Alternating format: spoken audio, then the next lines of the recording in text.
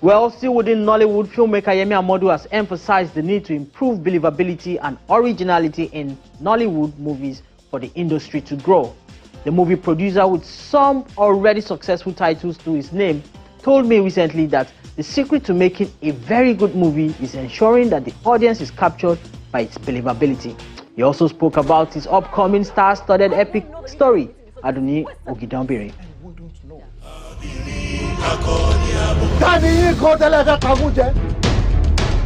All we are clamoring for is equity. Fair sharing. Our sweat is our commonwealth. You see, it is that reality that I'm going to start on. That's believability, appearance of reality, which we call verisimilitude in literature. I must confess that if you are telling any story that is not relating to the society, that means you have not made a movie. Movie is not just about, even if you are entertaining, which you can say is when a movie is therapeutic, you are still doing society a particular favor, So what I'm talking about is Aduni Ogidambiri is a film that you can relate with. When I write, what I do is I do my censor by considering, 10 houses to my right, 10 houses to my left. Do I see anywhere that this is happening? Okay, do we have any iota of the truth in what we are telling, that we are selling to people? Because movie is to convince. When people see movie, they must be convinced. They must see it is that, though it has to be larger than society, larger than life. But at the same time, if it is too large, people will not be able to relate with it. So we are telling a story that is speaking to the society. If you remember Shadow Parties, we talked to the society on the evil, on the menace of intertribal war, internecine, and so on. So this Aduni Ogidambiri is speaking against corruption, speaking against gender equality. In those days, when we have cocoa as our treasure in Yoruba land, some people, let me say in South, or what we call Western region, some people were engaged in the corruption, trying as much as possible in those days to make sure that what belongs to so many people, our commonwealth, are being shared by a very micro set of people, by selfish set of people. So with that, we come out to say, okay, let us mythologize this into a good story that will speak into the society, that will expose the evil in corruption. So, and when you now look at it, it's a kind of a caricature of Nigeria. What we have today in Nigeria, where we have corruption reigning supreme, and we have to now say, okay, what is our own contribution to killing this before it kills us?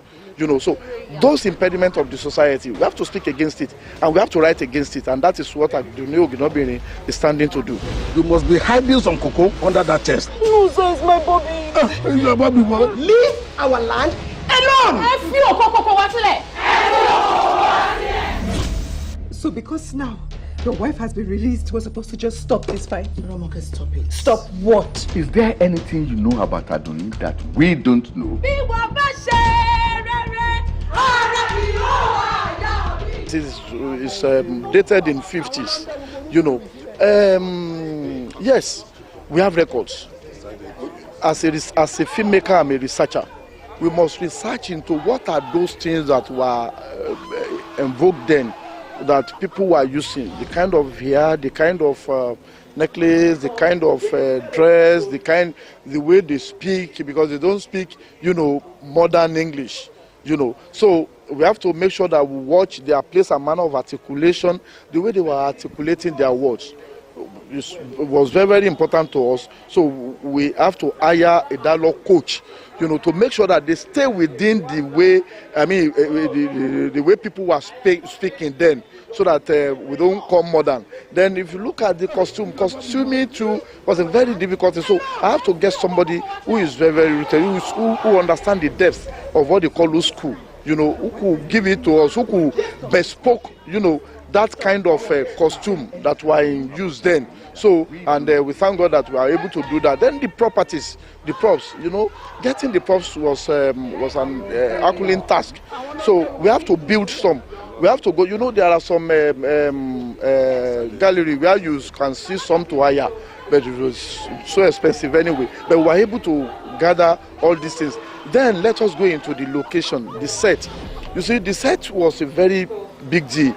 I traveled to Ijebu-Jesha.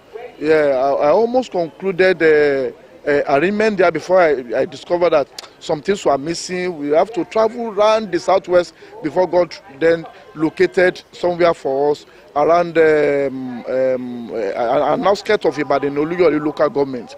So that was where we were able to finally find our set. And if by the time you watch the movie, you will see that we bring it to very close to reality. If people will criticize us, it will be very minimal. That I can assure you of. So the artists too, you know, their actions were not exaggerated, were not mechanical, because we have to make sure that they stay within those actions of the way you can do your Babariga then, you know, the way you can flaunt your tongue, the way you can flaunt your beauty and so on, everything. We thank God. God is the master director, not me.